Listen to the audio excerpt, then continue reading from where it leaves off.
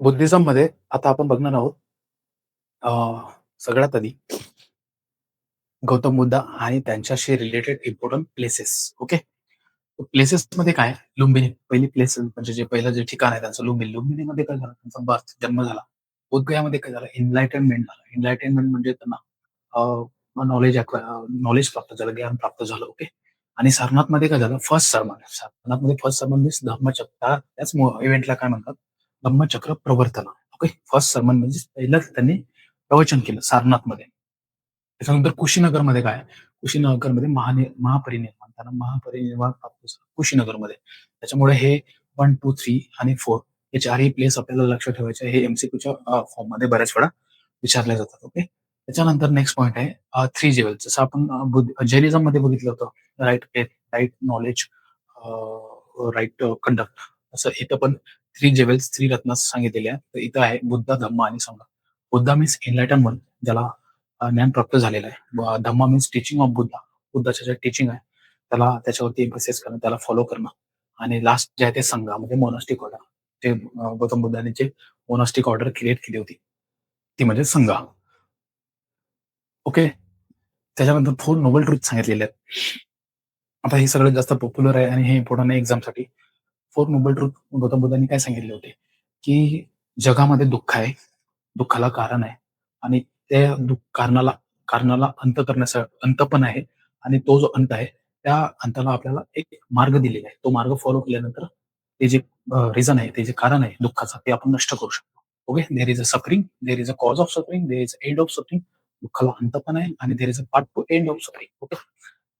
Suffering end करण्यासाठी एक मार्ग सांगितलेला आहे. ओके. तर तो मार्ग कोणता होता? तो मिडल पाथ होता. मिडल पाथ काय गौतम बुद्धांनी मध्यम मार्ग निवडलेला आहे.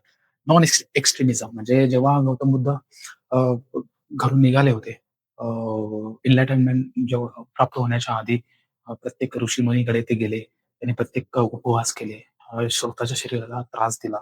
उपवास पण आले, सगळ्या गोष्टी झाल्या. एक्स्ट्रीम लेव्हलवर पण गेले ते. पण त्यांना रिअलाईज झालं शेवटी की शरीराला त्रास देऊन सेल्फ रिअलायझेशन नाही होऊ शकत. कारण जोपर्यंत बॉडी, माइंड, सोल एकत्र आहे, तोपर्यंतच आपण सेल्फ रिअलायझेशन करू शकतो. ओके. नॉलेज अक्वायर करू शकतो. त्याच्यामुळे त्यांनी एक मिडल पाथ इस्टॅब्लिश केला, की जो सामान्य माणसाला पण फॉलो करता आला पाहिजे. ओके. तर त्याच्यामध्ये नेक्स्ट पार्ट काय सांगितलेला आहे? अष्टांगिका मार्ग. मिडल पाथमध्येच अष्टांगिका मार्ग असं त्यांनी सांगितलं, की ज्याच्यामध्ये काय राईट स्पीच. आता हे कसं लक्षात ठेवायचं? राईट स्पीच जेव्हा आपल्या स्पीच करेक्ट होईल तेव्हा आपण ऍक्शन घेऊ, राईट ऍक्शन घेऊ. त्याच्यानंतर राईट ऍक्शन नंतर काय राईट ऍक्शन काय डेली लाईफ मध्ये राईट लिव्हलीहूड म्हणजे रोजचं जे दैनंदिन जीवन आहे ते राईट लिव्हलीहूड म्हणजे राईट जगू आपण. ओके. त्याच्यानंतर जगत असताना जीवनामध्ये काही एफर्ट्स पण करायला लागतात. तर एफर्ट्स पण आपले राईट असले पाहिजे. म्हणजे त्याचं जे मीन्स आहे, म्हणजे जे काम आपल्याला कम्प्लीट करायचं आहे किंवा जे गोल अचीव्ह करायचं त्याचा जो मीन्स आहे, त्याचा जो मार्ग आहे तो पण एफर्टच्या फॉर्ममध्ये राईट असला पाहिजे. ओके. त्याच्यानंतर काय माइंडफुलनेस. ओके. एफर्ट नंतर माइंडफुलनेस म्हणजे लाईफमध्ये बऱ्याच वेळा एन्झायटी येतात, टेन्शन येते, गोष्टी काही आपण जसं ऍक्सेप्ट करतो तशा होत नाही. त्याच्यामुळे मग आपल्याला माइंडफुलनेस, राईट माइंडफुलनेस पण इम्पॉर्टंट सांगितलेलं आहे. आणि माइंडफुलनेस साठी काय गरजेचं आहे नेक्स्ट पॉईंट तो म्हणजे मेडिटेशन. ओके. हे आपण असं लिंक करून लक्षात ठेवू शकतो. Right mindfulness, right meditation, meditation right झाल्यानंतर काय होईल? राईट मेडिटेशन नंतर थॉट जे आपली थॉट प्रोसेस ते राईट होणार. आणि थॉट प्रोसेस जेव्हा राईट होईल तेव्हा काही आपल्याला प्रत्येक गोष्टीची अंडरस्टँडिंग राईट होणार. त्याच्यामुळे लास्टला आहे राईट अंडरस्टँडिंग. ओके. तर हे असं लक्षात ठेवायचं. Right speech, action, livelihood, efforts, mindfulness, meditation, thoughts आणि अंडरस्टँडिंग. ओके. नेक्स्ट पॉईंट आहे ignorance is a root cause of suffering. दुःखाचं कारण जे आहे ते इग्नोरन्स सांगितलेलं आहे. इग्नोरन्स म्हणजे काय? लॅक ऑफ नॉलेज म्हणजे lack of knowledge about the self. Okay. तर हे सांगितलेलं आहे. त्याच्यानंतर everything is cause by the something else, everything is a momentary. आता बुद्धिझममध्ये हे कन्सेप्ट आहे. एक खूप चांगली कन्सेप्ट सांगितलेली आहे, की जगामध्ये ज्या काही इव्हेंट होत आहेत, ज्या काही पर्सनल लाईफमध्ये किंवा प्रोफेशनल लाईफ मध्ये किंवा कलेक्टिव्हली जर आपण as a part of society जर बघितलं, त्या आपण सगळ्या जे काही इव्हेंट्स आहेत, जे मोमेंट्स आहेत, ज्या गोष्टी घडत आहेत, त्याच्या मागे काहीतरी रिझन आहे. ओके. आणि रिझन जोपर्यंत संपत नाही तोपर्यंत त्याचा इम्पॅक्ट आपल्याला दिसत राहणार आहे. ही कन्सेप्ट इथे सांगितलेली आहे. म्हणजे ज्यावेळेस रिझन त्याचं जे कारण संपेल तेव्हाच त्याचा इम्पॅक्ट जो आहे, त्याचा इफेक्ट जो आहे तो पण तेव्हाच संपेल असं इथं सांगितलेलं आहे. आणि त्याच्यामुळे प्रत्येक गोष्ट मोमेंटरी आहे, प्रत्येक गोष्ट टेम्पररी आहे. ओके. क्षणभंगूर आहे. कशामुळे? कारण जोपर्यंत रिझन आहे तोपर्यंत गोष्टीचा इफेक्ट आहे. जे आज काहीच आपल्याला दिसत आहे हे कशाचा आधी काही केलेल्या कर्माचा हा इफेक्ट आहे. तो एक जे आता आपल्याला दिसत आहे हे कधी संपेल? त्याचा इफेक्ट जेव्हा जे कारण आहे ते कारण जेव्हा संपेल तेव्हा त्याचा इफेक्ट संपेल. हे तर आपल्याला सांगितलं गेलेलं आहे. ओके. त्याच्यानंतर काय? There is no permanent soul, unique feature, no transmigration of soul, still accepted rebirth. आता ही थोडी कन्सेप्ट इथं आपल्याला कठीण वाटू शकते, की ठीक आहे, बुद्धिझम काय म्हणते, की सोल वगैरे आत्मा, परमात्मा हे काही नाही. या गोष्टीचं मिनिंगच नाही. जेव्हा आपण बुद्धिझम फिलॉसॉफी डिस्कस करतो, गौतम बुद्धाचं म्हणणं आहे म्हणजे मत असं होतं, की सामान्य माणसाला या भानगडीत पडण्याची काही गरज नाही. आत्मा, परमात्मा हे आधी त्या काळामध्ये सामान्य माणसांकडे जे त्याची खाण्याची पण प्रॉब्लेम होती. त्या काळामध्ये आत्मा परमात्म्याच्या गोष्टी डिस्कस करून काही मिळणार नाही. ते एनलायटन त्याच्यामुळे त्यांनी या भानगडीत न पडता सोल वगैरे ट्रान्समायग्रेशन ऑफ सोल हे काही नाहीये. पण त्यांनी ऍक्सेप्ट केला रिबर्थ. आता हे कसं कसं म्हणू शकतो आपण? रिबर्थ जर ऍक्सेप्ट केला याचं मिनिंग असं आहे, की आत्ताची जी लाईफ आहे ती लाईफ आहे इफेक्ट आहे ती लाईफ इफेक्ट आहे आधीच्या लाईफची. ओके. म्हणजे आपली येणारी जी लाईफ आहे त्याला इम्पॅक्ट करते आजची लाईफ. म्हणजे हे कसं आपण बोलू शकतो? रिबर्थची इथं कन्सेप्ट ऍक्च्युली अशी सांगितलेली आहे. आता आपण एक्झाम्पल घेऊ इथं कॅन्डलचं. ओके. जेव्हा एखादी कॅन्डल जळते त्याची जी फ्लेम असते ती फ्लेम कशी ब्लो होते? त्याचा जो कॅन्डल मधला जो ऑइल ड्रॉप आहे एक ड्रॉप जातो त्या फ्लेमला ब्लो करतो. ओके. तो ड्रॉप संपेपर्यंत ते आधीची फ्लेम निघून जाते. लगेच दुसरा ड्रॉप येतो आणि ती फ्लेम नेक्स्ट फ्लेमला ब्लो करतो. ओके. म्हणजे पहिली फ्लेम आणि दुसरी फ्लेम याच्यामधला जो टाइम पिरियड आहे तो एवढा मिनिमम आहे की तो काउंटलेस आहे. तो आपल्याला समजू शकत नाही. त्याच्यामुळे पहिल्या फ्लेमला सेकंड फ्लेम इफेक्ट करत आहे. हे असं तिथं म्हणणं आहे. म्हणजे लाईफ ट्रान्समायग्रेशन ऑफ सोल होत नाही, परंतु बंडल ऑफ संस्कार किंवा बंडल ऑफ वृत्ती म्हणू शकतो आपण त्याला, की मृत्यूनंतर काही अशा वेव्स आहेत किंवा बंडल ऑफ संस्कार आहे जो जे की नेक्स्ट येणाऱ्या लाईफला इफेक्ट करते. ओके. असं इथं सांगितलेलं आहे. त्याच्यानंतर काय? लिबरेशन साठी एंड ऑफ इग्नोरन्स जेव्हा होईल, रिअल नॉलेज जेव्हा अक्वायर करू आपण, एव्हरीथिंग इज मोमेंटरी. हे जे रिअल नॉलेज आहे एव्हरीथिंग सगळं काही क्षणभंगूर आहे. हे जेव्हा आपल्याला तेव्हा आपल्याला लिबरेशन आणि लिबरेशनलाच बुद्धिझम मध्ये काय म्हटलं गेलेलं आहे? निर्वाणा. म्हणजे निर्वाणामध्ये काय होते? End of passion, action not driven by ignorance. म्हणजे तुमच्या जे डेली लाईफ मधल्या ऍक्शन्स आहेत ते तुमच्या इगोमध्ये ड्राईव्ह करू नाही, इगोमध्ये नाही ड्राईव्ह होत. ओके.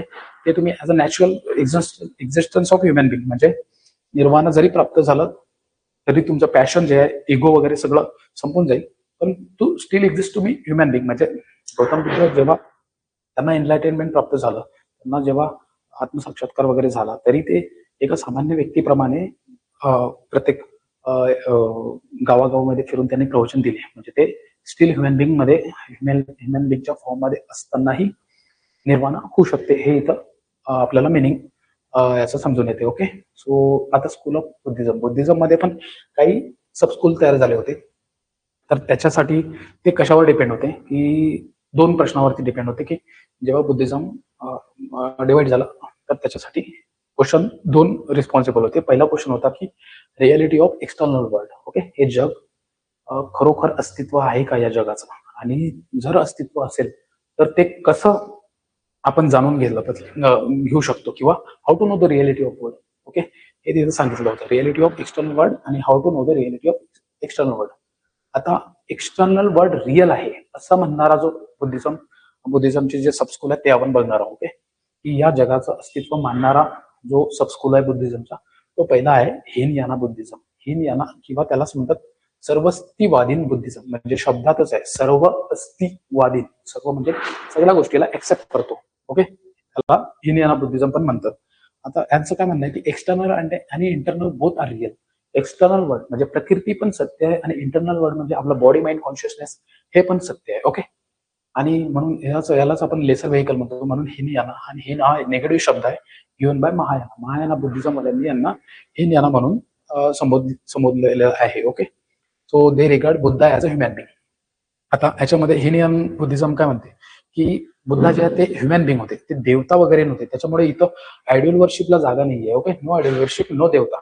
म्हणजे बुद्धा याच्यासाठी सांगितलेलं आहे की जेव्हा हिनियन बुद्धिझम गौतम बुद्धांना एक्सप्लेन करेल सामान्य व्यक्तींसमोर, तेव्हा गौतम बुद्ध हे पण मनुष्य होते आणि ते मनुष्यातून त्यांनी म्हणजे स्वतःला इम्प्रूव्ह करून किंवा स्वतःला जगाच्या जे क्षणभंगुरता आहे ते सगळं बघून सेल्फ रिअलाइज झाले आणि त्याच्यानंतर त्यांनी जे निर्वाण प्राप्त केलं, म्हणजे जे अल्टिमेट ट्रूथ आहे, अल्टिमेट सत्य आहे ते प्राप्त केलं. हे लोकांना मोटिवेट करण्यासाठी पण होतं. त्याच्यामुळे त्यांनी बुद्धांना देवता वगैरे नाही म्हणलं, कारण देवता जर म्हटलं असतं गौतम बुद्धाला तर मग लोकांनी पण ते कॅज्युअली घेतलं असतं. ठीक आहे, गौतम बुद्ध एक म्हणजे महान व्यक्ती ते ऑलरेडी होते, त्यांच्यासारखं आपण थोडी बनू शकतो. ओके, याच्यामुळे सोशल चेंज नसता आला ना, प्रत्येक इंडिव्हिज्युअलच्या पर्सनल लाईफमध्ये सोशल चेंज नसता आला. ओके, सो हे इथं बेसिक कन्सेप्ट आहे की Buddha as a human being, आणि त्याच्यामुळे नो आयडल वर्शिप आणि नो देवता. Okay, Theravada at a present day close to Himalaya. आता थेरवाडा जो आहे हे कन्सेप्ट लक्षात ठेवायचे. हा क्वेश्चन विचारलेला आहे. थेरवाडाचं बुद्धिझम एक त्याच पार्ट आहे हिनयानाचा. ओके, त्याच्यानंतर टू स्कूल इन हिनयाना. हिनयानामध्ये पण परत 2 स्कूल तयार झाले, आणि ते कशाच्या बेसिसवर, आपण जो आधी क्वेश्चन बघितला होता, how to know the external world. External world जर रिअल आहे तर त्याला परस्यू कसं करायचं, त्याला जाणून कसं घ्यायचं, किंवा त्याला आपण कसं समजू शकतो. तर त्याच्यासाठी 2 सबस्कूल दिलेले आहे. पहिला आहे स्वतंत्रिका. आता स्वतंत्रिकाचं मिनिंग काय, इन्फरन्स. इन्फरन्स म्हणजे काय, अनुमान. ओके, आता इथं काय दिलेलं आहे, object is real but we see it only through the mental image. स्वतंत्रिकामध्ये इन्फरन्स सांगितलं आहे. इन्फरन्स म्हणजे काय, अनुमान. म्हणजे हे जग अस्तित्व आहे, पण त्याला आपण फक्त मेंटली समजू शकतो. ओके, डायरेक्टली सेन्स किंवा डायरेक्टली परसेप्शन म्हणजे डायरेक्टली एक्सपिरियन्स किंवा टच करून नाही समजू शकत. फक्त आपण त्याला मेंटली कन्सिडर करू शकतो. आता एक्झाम्पल इथं काय, real chair exist outside but eyes create mental image of chair. जेव्हा मी चेअर हा शब्द म्हणतो तेव्हा चेअरकडे जरी आपण बघितलं तरी आपल्या माइंडमध्ये चेअरची इमेज ऑलरेडी क्रिएट झालेली आहे. ते जे इमेज क्रिएट झालेली आहे त्याला म्हणतात स्वतंत्रिका किंवा इन्फरन्स. आणखी एखादा एक्झाम्पल म्हणून टीव्ही. जेव्हा आपण टेलिव्हिजनवरती एखादा ऍक्ट्रेस किंवा ऍक्टर बघतो तेव्हा ऍक्च्युली ते ऍक्ट्रेस किंवा ऍक्टर नाहीये, ते त्याची इमेज फॉर्म झालेली आहे. ओके, म्हणजे तो रिअल व्यक्ती नाहीये, रिअल पर्सन नाहीये. म्हणजे real person is not equal to the mental image. Okay, ते मेंटली आपण क्रिएट केलेली इमेज आहे. ओके, सो म्हणजे हे होते ना, बऱ्याच वेळा आपण बघतो की एखादा व्यक्ती आपल्याला आवडतो, तो कशामुळे आवडतो, कारण आपलं मेंटल परसेप्शन असते, आपण आपली प्रोजेक्शन केलेली असते ते आपल्या आयडियांची त्याच्या फेसवरती, की नाही मी ज्याला शोधतो ते हेच आहे. जेव्हा आपल्याला समजते की तेच नाही, तेव्हा कळतं आपल्याला की हे मी क्रिएट केलेली इमेज होती, ती ऍक्च्युअली ती व्यक्ती नव्हती. तर ते असं म्हणजे स्वतंत्रिका किंवा इन्फरन्स म्हणजे जगाला जाणून घेण्याचा हा एक मार्ग इथे सांगितला जातो. स्वतंत्रिका म्हणजे इन्फरन्स, फक्त जगाचं अस्तित्व हे मेंटल इमेज आहे. ओके, ऍक्च्युअल एक्झिस्टन्स नाहीये. त्याच्यानंतर काय, सेकंड सबस्कूल वैभेशिका. वैभेशिकामध्ये काय सांगितलेलं का, परसेप्शन म्हणजे काय, टच किंवा एक्सपिरियन्स. म्हणजे इथं object is real and we see it directly. म्हणजे इथं ऑब्जेक्ट पण, चेअर पण रियालिटीमध्ये आहे आणि आपण त्याला टच पण रियालिटीमध्ये करू शकतो. Okay, example, we touch fire and we feel pain come because fire is real and sensation is real. म्हणजे जर आगमध्ये मी हात टाकला तर माझा हात पण जळेल आणि मला सेन्सेशन पण होईल. आणि सेन्सेशन कशामुळे झाले, कारण आग हे रिअल आहे. Okay, fire is real. तर इथं दोन्ही गोष्टी रिअल आहे. इथं एक्सपिरियन्स पण रिअल आहे, म्हणजे परसेप्शन पण रिअल आहे आणि ऑब्जेक्ट पण रिअल आहे. Okay, external world is not real असं मत असणारी फिलॉसॉफी महायाना बुद्धिझम. आपण आधी हिनयाना बुद्धिझम बघितली, आता महायाना बुद्धिझम. महायाना बुद्धिझम काय महायाना बुद्धिझम असं म्हणते की not real means no independent existence. Okay, म्हणजे जगाचं अस्तित्व आहे परंतु ते इंडिपेंडंट नाहीये, ते कशावरती डिपेंडंट आहे.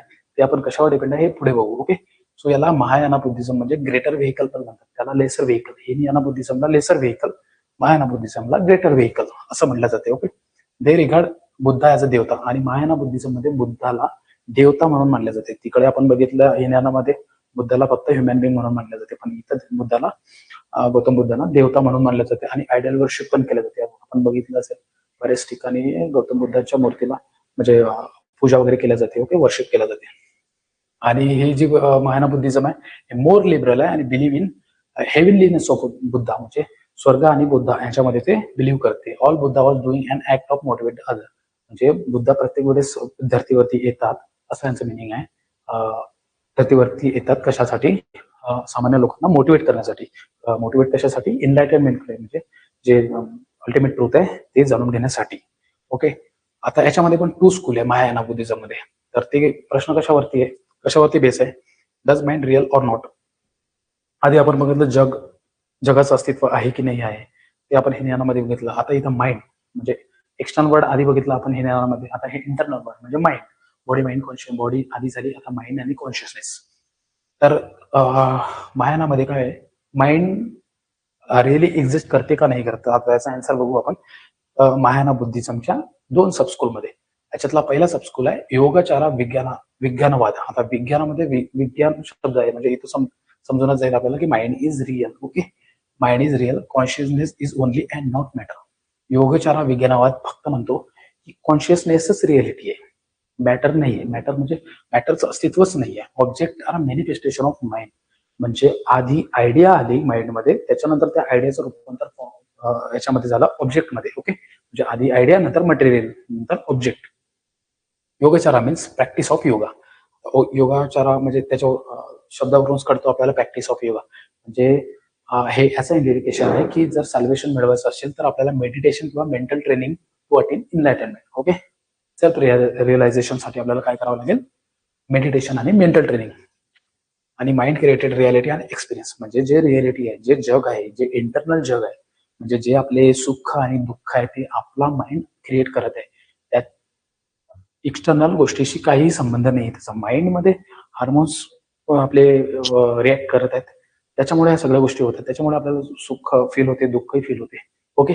Mind create reality and experience, not external world. Okay. त्याच्यानंतर काही Nagarjuna Madhyamika school, 2nd century common area. Okay. तर योगचारा विज्ञानवादामध्ये माइंड इज रिअल बघितलं आपण. आता माइंड इज नॉट रिअल असं म्हणणारा कोण होते, तर आचार्य नागार्जुन हे यांनी माध्यमिका स्कूल ऑफ थॉट दिला, जो की कॉमन एरा 2nd सेंचुरीमध्ये त्यांनी दिलेला आहे. तर त्याच्यामध्ये त्यांनी म्हटलंय की mind is not real and not independent. म्हणजे माइंड तर रिअल नाहीच आहे, पण तो इंडिपेंडंट म्हणजे स्वतंत्र पण नाहीये, तो पण डिपेंड आहे. तो कशावर डिपेंड आहे, तेच आधी जे आपण बोललो की एव्हरीथिंग इज अ केमिस्ट्री. आपल्या बॉडीमध्ये काय टोटल केमिस्ट्री आहे. आपण प्रेमामध्ये सुद्धा पडतो तर ते केमिस्ट्रीच असते. आपण कोणाला द्वेष करतो ते पण एक केमिस्ट्रीच असते. Okay. So mind is not real and not independent. Okay. Mind real पण नाही आहे आणि इंडिपेंडंट पण नाही आहे. तो कशावर तरी डिपेंड आहे. कशावर डिपेंड आहे नेक्स्ट समोर बघू. Everything is dependent, all phenomena are devoid of intrinsic nature. स्वभाव.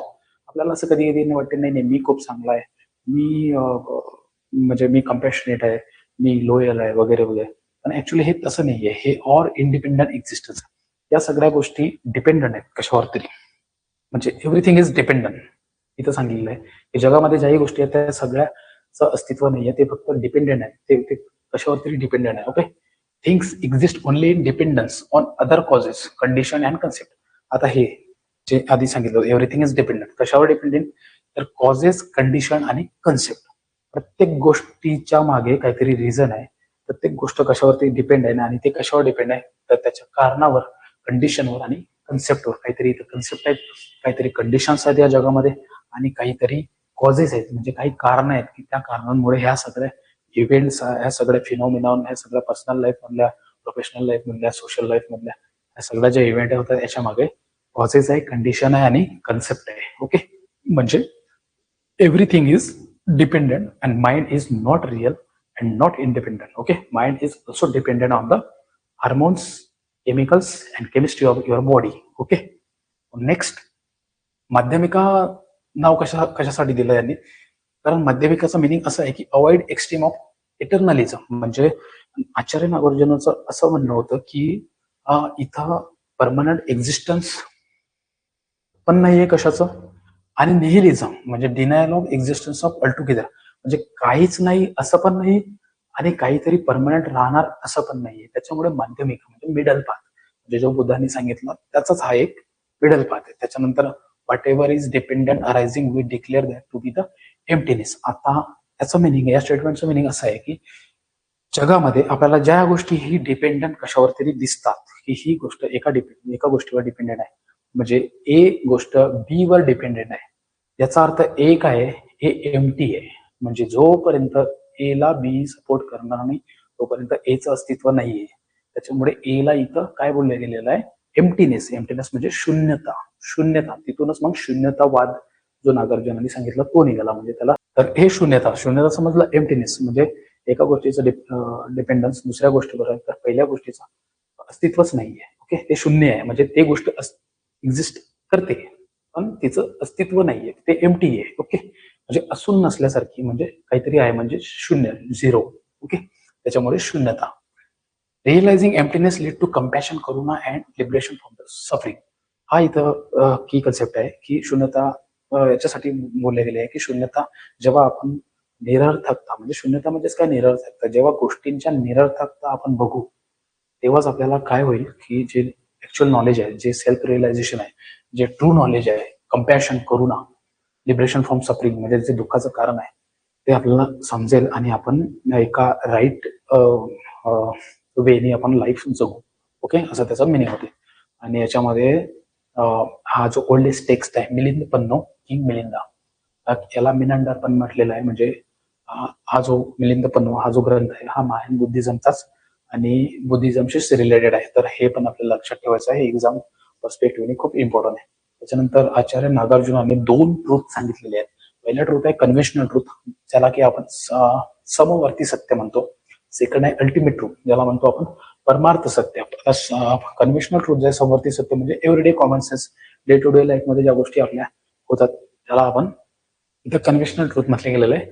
आणि परमार्थ सत्य काय, द रिअलायझेशन ऑफ एम्प्टीनेस, म्हणजे संसाराच्या प्रत्येक गोष्टीचं एम्प्टीनेस जेव्हा आपण रिअलाइज करू, जेव्हा निरर्थकता संसाराची आपल्याला दिसेल, त्यालाच आपल्याला आपण इथं अल्टिमेट ट्रूथ म्हटलेलं आहे, म्हणजेच परमार्थ सत्य म्हटलेलं आहे. ओके, सो शेवटचा पॉईंट जो आहे बुद्धिझम मधला तो आहे बोधिसत्व. आता बोधिसत्व काय आहे, आणि हा बोधिसत्व महायान बुद्धिझमचा पाठ आहे, हे लक्षात ठेवायचं आपल्याला, कारण हे बोधिसत्व आधी एक्झाम मध्ये बऱ्याच वेळा विचारलेलं आहे. बोधिसत्वाचं मिनिंग येत आहे the one who delay his enlightenment to support other. Okay, बोधिसत्व म्हणजे काय की एक मॉन्क जो मॉन्क ऑर्डर मधला आहे बुद्धिझमच्या, जो स्वतःच एनलाइटनमेंट म्हणजे स्वतःच सेल्फ रिअलायझेशन डिले करतो, म्हणजे स्वतःच सेल्फ रिअलायझेशन बाजूला ठेवून इतरांना टीचिंग करून, इतरांना जे लेक्चर आहे ते प्रीच करून त्यांना मदत करतो एनलाइटनमेंट होण्यासाठी, त्यांना मदत करतो नॉलेज देण्यासाठी, त्याला आपण बोधिसत्व म्हटलेलं आहे. ओके, तर बोधिसत्वाचे एक्झाम्पल पण आपल्याला सांगितलेले आहे, जे की एक्झाम मध्ये आलेले, आपण फक्त तेच घेतलेले इथं. तर बोधिसत्व कोण कोण होऊन गेलेले आहे, अवलोकितेश्वर, म्हणजे हे बुद्धच, यांना बुद्धच मानलेलं आहे. ओके, हे बुद्धच होते, म्हणजे बुद्ध होते, बोधिसत्व म्हणून आले इथं लोकांच्या कल्याणासाठी. ओके, तर पहिले कोणते होते, अवलोकितेश्वरा, नंतर पद्मपानी बुद्धा, नंतर मैत्रेय हे फ्युचर बुद्धा. हे टर्म आपल्याला एक्झाम मध्ये आलेली आहे, मैत्रेय बुद्ध. मैत्रेय बुद्धा म्हणजे फ्युचर बुद्धा जे आता येतील त्याचं नाव काय, मैत्रेय. ओके, हे लक्षात ठेवायचं आहे. आणि नेक्स्ट पॉईंट काय, बोधिसत्व हू अटेन द गोल इज सम्यक संबुद्ध. आणि जो बोधिसत्व गोल अटेन करतो, म्हणजे इनलाइटनमेंट किंवा इनलाइटनमेंट म्हणू शकतो आपण त्याला, सेल्फ रिअलाइज जो बोधिसत्व असतो त्याला आपण काय म्हणतो, सम्यक संबुद्ध. ओके, ही की टर्म लक्षात ठेवायची, हे पण एक्झाम मध्ये विचारलेल्या गेली आहे.